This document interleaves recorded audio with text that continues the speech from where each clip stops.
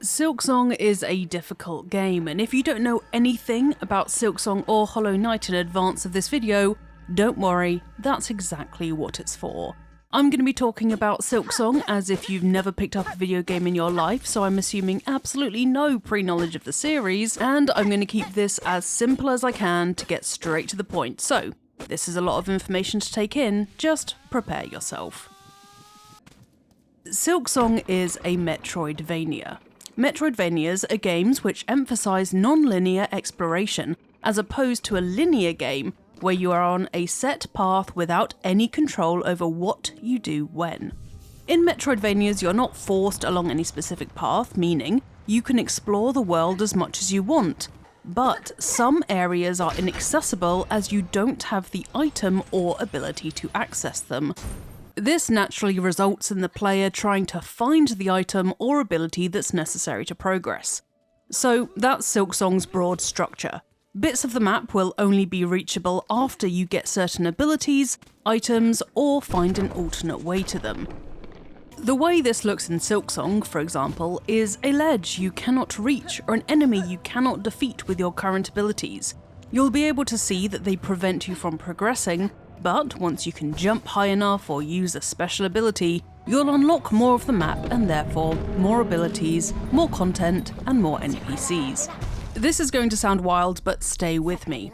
You don't start with a map in Silksong. You have to unlock it.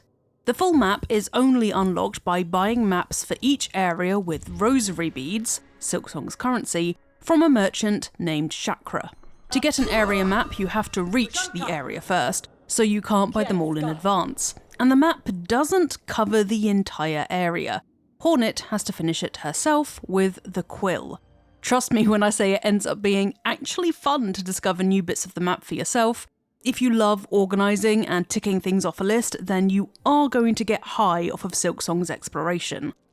Chakra sells another separate item called a quill that lets Hornet sketch out bits of the map she hasn't discovered. Another thing that makes Silksong quite different from other games is that you're not going to be marked on the map by default, meaning you'll need to buy a compass to show your position on the map. Otherwise, you'll have to use the shape and size of the room you're in to broadly guess where you are. As a Metroidvania, Silksong is centred around exploration.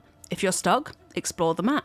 Look at places you haven't been yet, passages where you don't know where they lead, and if you're blocked at every turn because you need an item or ability to progress and have explored everywhere, it's time to take on that boss or gauntlet you've been avoiding. I would recommend the high maintenance but, personally speaking, invaluable technique of keeping a physical map at hand.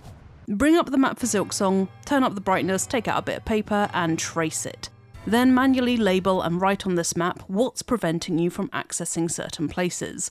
This is an extra level of commitment, but it saved me hours in Hollow Knight and Silksong, as I didn't have to double back to areas because I forgot why one area wasn't mapped out yet.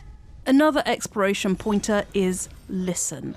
Sound is a huge thing in Silksong. Enemies, collectibles, items, hidden NPCs, and bosses all have distinctive sounds, whether that's singing, growling, chirping, or strange music. Any noises that occur outside of sight of what's making them indicate something significant is nearby, and can provide clues to hidden passages. Hidden passages can be behind breakable walls, but sometimes they're just sneakily hidden in the environment. Hornet has a lot of ways to move. She is aerial, acrobatic, elegant, and deadly. To get to grips with her character, you need to know her basic attacks and the cheeky ways the game encourages you to use them that it doesn't actually tell you. The basics first. Hornet starts with 3 attacks: a side swipe, a diagonal downwards thrust, and an upward stab. With each of these, you can attack enemies from either side, above and below. The downwards diagonal strike is used to great effect to do what pro gamers, sarcasm, call pogoing. This is when you downward strike an enemy or a hazard to bounce off of it. This keeps Hornet out of the way of enemies / attack them from a vulnerable angle, or can help her access tricky areas. Hornet's strength is in how acrobatic she is and, to be blunt, how long you can stay in the air. So, mastering pogoing will make your life a lot easier and Hornets a lot longer. I'll get onto dying and how that works in just a bit, though you can use the chapters in this video to get to that right now if you want. One of Silksong's enemies, bar a boss, can be tricky. More than one will probably be tricky. Don't underestimate Silksong's enemies, basically. You take damage just from touching them, not just their attacks.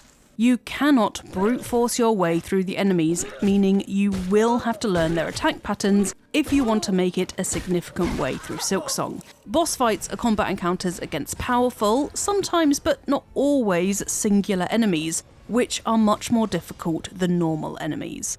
These fights typically have multiple phases, often 3, with each one building upon the attacks of the previous phase and combat becoming more frantic. Gauntlets are different. Instead of one single boss with multiple phases, you'll be pitted against waves of enemies, with each wave increasing in number and/or difficulty. Defeat one wave, another group of enemies appear, and repeat the process until it's over. Your progress isn't saved between each wave, so you do have to do it all in one go. Hence the phrase, running the gauntlet. Sound, like I mentioned before, is very important. Enemies will very often make a distinctive noise before doing one of their attacks, giving you a clear sign about what they're about to do, meaning you can dodge or counter in time. When you can, try to split enemies up. Pull one away to give yourself more breathing space, focus on one instead of trying to do both at the same time. And crucially, if you die, do not give up. Silksong is hard, so dying to a boss, area or enemy doesn't mean you're not ready to take them on. It means you need to try again, and every time you'll progress a little bit more, whittle that health bar down just a bit further, and eventually you'll get past it. Silksong is difficult. It requires patience, resilience, and to be honest, a hefty dose of stubbornness, but you can do it. You're going to die a lot in Silksong, and it's nothing to be ashamed about. Around the world, you'll find these benches. Sit on them, and it'll save your location, restore your lives, but not your silk, which I'll explain soon, and recharge your tools as long as you have enough shards, another currency, to do so. When you die, you'll reappear at the last bench you sat on. In the place where you died will be a cocoon, which you have to return to and destroy with an attack to get your rosaries back, and it'll also completely refill your silk. If you're not fussed about your rosaries, you can go on your merry way and don't have to go back to your cocoon. There's no punishment for not destroying it, but you will have to refill your silk yourself. Benches are supremely important. Across the world, you can tell one is nearby as you'll often see signs for benches, and I would argue that you should prioritise benches over almost everything. They mean you don't have to retread your steps as much to explore a place and provide a useful checkpoint. Occasionally you'll have to pay a number of rosaries to unlock a bench, and trust me, it is always worth it. One more thing about benches. When you rest on one, all enemies, apart from main bosses, will respawn. Enemies also respawn upon Hornet's death, but them also respawning upon a bench rest is something to bear in mind. Just don't be surprised when you get up from a long rest and find that all the enemies that caused you so much grief are back again. Bell stations can be used to fast travel across the map. To unlock them, you'll have to defeat the Bell Beast, which is a very early game boss. You will have to pay to unlock new bell stations, but travel is free to and from any bell station to another bell station. Hornet can get perks, passive abilities that benefit Hornet, like gaining silk upon taking damage, via something called crests. Crests are objects that Hornet can equip, but only when you're sitting on a bench, so you can't change abilities on the fly.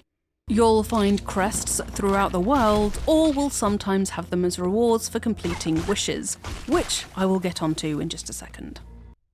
Tools are bonus weapons Hornet has that have limited use, throwable daggers for example. When depleted, they'll remain depleted until you rest at a bench and recharge them with shards.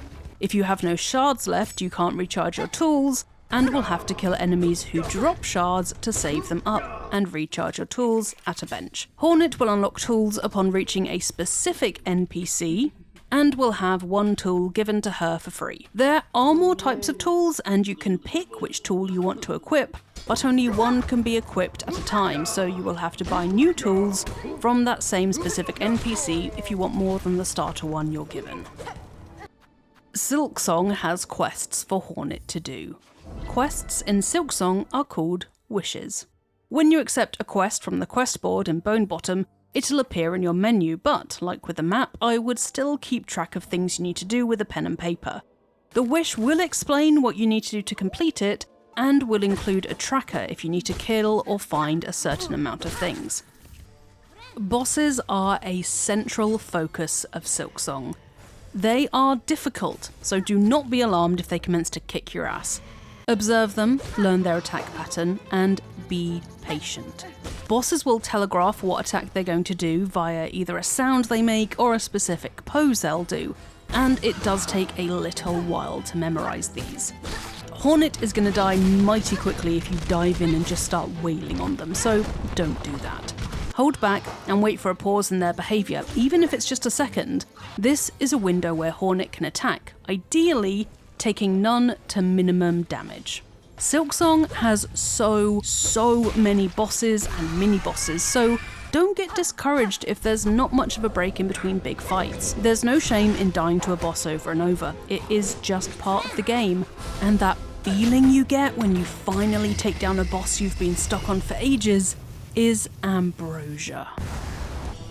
Speaking of bosses, when you die to a boss, you're not going to respawn right in front of them. Instead, Hornet will respawn at the last bench she rested on, even if that's not the nearest one to the boss. This means that you have to get back to the boss, known as a runback, which means going through any enemies that stand in between you and the boss, because they all respawn upon Hornet dying.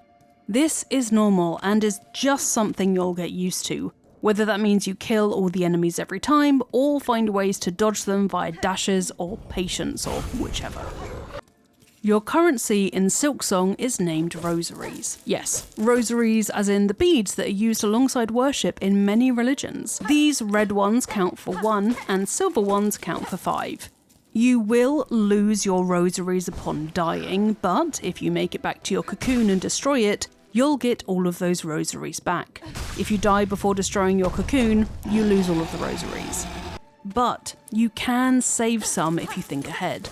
There are items called rosary strings, which are differing amounts of rosaries that will stay in your inventory and you won't lose them if you die. You can break the strings to use the rosaries stored in them whenever you want, but you can't put them back into strings unless you find a specific device later in the game. So, if you come across a merchant and they're selling something you can't afford with the rosaries in your pocket, you can break a rosary string and use those rosaries. Side note, if a merchant is selling something random that looks out of place, it's definitely useful later in the game. I'm of the view that it's safer to A, not be invested in rosaries, otherwise you put so much pressure on yourself not to lose them, and B, to spend rosaries rather than hoard them, because 2 wrong moves in a row and they could all disappear, but do whatever you vibe with most.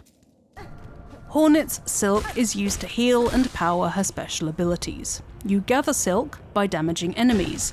Your spool has to be full in order to use it to heal, but powers can use silk even if the spool is not full. 1 full spool will heal Hornet for 3 lives. Use it wisely. Is there anything else about Silksong that you've got a question about? Let me know in the comments and I'll be doing my best to answer them. I've made a more advanced tips video which you can find on this channel, so feel free to give that a watch once you've found your footing with Silksong. If you found this video useful, please like it so I can see if I should make more Silksong content, and subscribe to Eurogamer for more Silksong videos and new video game videos almost every single day. I'm thinking next on the docket is some kind of lore video about Silksong. Now, I'm going to go and continue fantasizing about having a giant needle of my own to swing around, so I'll see you folks next time.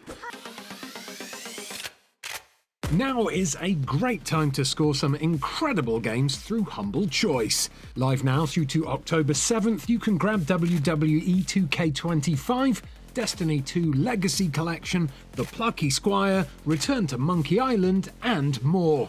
Whether you're building up your backlog or discovering something new, this is the perfect time to pick up these fan favourites. Plus, every purchase supports a good cause, with this month's featured charity being Team Rubicon. Get a curated mix of PC games every month, all for just £11.49 a month.